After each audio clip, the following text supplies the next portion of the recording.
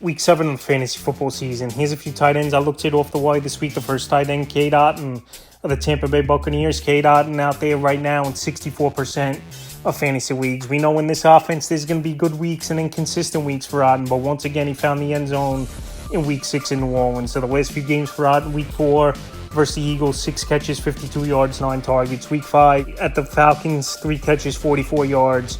And Week 6 at the Saints, like I said, 2 catches, 15 yards, and found the end zone in that 1 and 6 targets. So this is a high-powered offense led by Baker Mayfield, one of the best quarterbacks this season so far. Mike Evans, Chris Godwin, K. Dotton, Bucky Irvin, Rashad White, now Sean Tucker in the backfield as well. So this offense has a lot of things going. But K. Dotton, he's going to be a guy forgotten for defenses, I believe. And we've seen it over the last 3 weeks where his numbers have gone up. So if you need a tight end and a decent matchup coming up at Baltimore where they give up the 4th most fantasy points to tight ends on the season, he's an ad this week. Next tight end, Noah Fant of the Seattle Seahawks. Noah Fant finally had a nice game last week versus the 49ers. But Noah Fant, for the most part this season, we haven't seen much. Only 2 games of double digits out of 6 on the season for Noah Fant. So the last few weeks, Week 4 at Detroit, 2 catches, 26 yards. Week 5 versus the Giants, 3 catches, 24 yards. And Week 6 versus the 49ers, 6 catches, 63 yards. I know on this offense, 4th or 5th option behind Metcalf, behind the backs, and Kenneth Walker, Zach Charbonnet, Jackson Smith, Najigba, and Tyler Lockett. But like I said, Noah Fant, he could be under the radar at times. And this week, a decent matchup at the Atlanta Falcons that give up the 13th most fantasy points to tight ends on the season. So Fant, we know he's been a talented tight end throughout his career. Just the opportunity in the passing game hasn't been there, like I said, with all the weapons for the Seattle Seahawks team. So right now, Noah Fant, definitely a tight end I would add off the wire with bye weeks and tight ends struggling. And it's been the worst position this season in fantasy football. Available right now in 73%. The next tight end, Hunter Henry of the New England Patriots. Hunter Henry, it's been a bad year for him. But now with Drake May in there, quarterback, I think this offense can move the football a little bit more. And he'll get better plays to make his Hunter Henry, where Drake May definitely has a stronger arm than Jacoby Brissett. And Brissett pretty much was a game manager and a short underneath route throwing quarterback. So the last few games for Hunter Henry, he hasn't done much. His only double-digit game was in Week 2.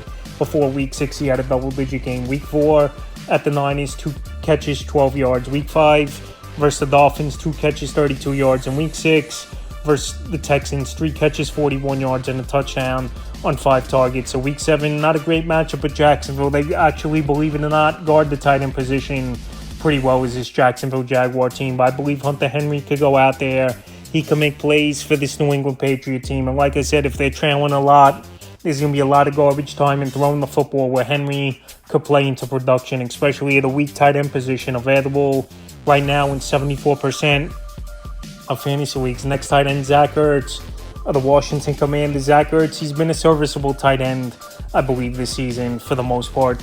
4 games with 7 or more fantasy points in PPR leagues. So the last few games for Ertz, Week 4 at Arizona, 3 catches, 22 yards, a 2-point conversion. Week 5 versus the Browns, 2 catches, 10 yards, 8 targets. And Week 6 at Baltimore, a lot of nice yard after catch routes it was for Ertz. 4 catches, 68 yards, 5 targets. Out there in tons of leagues, 75%. Great matchup coming up versus the Panthers. Can't stop anyone. 6 most fantasy points to tight ends on the season. And Jaden Daniels, obviously a rookie quarterback and young quarterback, and their best friend and security blanket is the tight end position. And to be honest, there's not much going on in this passing game besides Terry McLaurin and Zach Ertz. I believe the top 2 targets in this Commander offense. So this week, I would give Ertz an ad. And the final tight end I looked at off the wall is Juwan Johnson of the New Orleans Saints. Juwan Johnson, he showed some flashes on and off over the last few seasons. But now with Spencer Rattler in the lineup, I think Johnson's going to get more targets with the young rookie quarterback. And I've said it a lot. I sound like a broken record.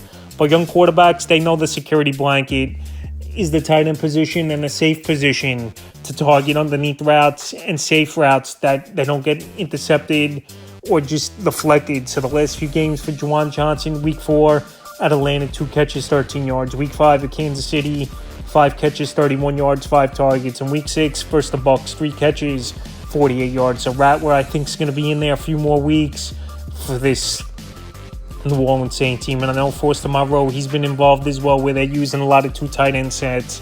But right now, Juwan Johnson, definitely a tight end. In deeper leagues, I would add available in 97% of fantasy leagues. That's a few tight ends I looked at off the wire for week 7 of the fantasy football season.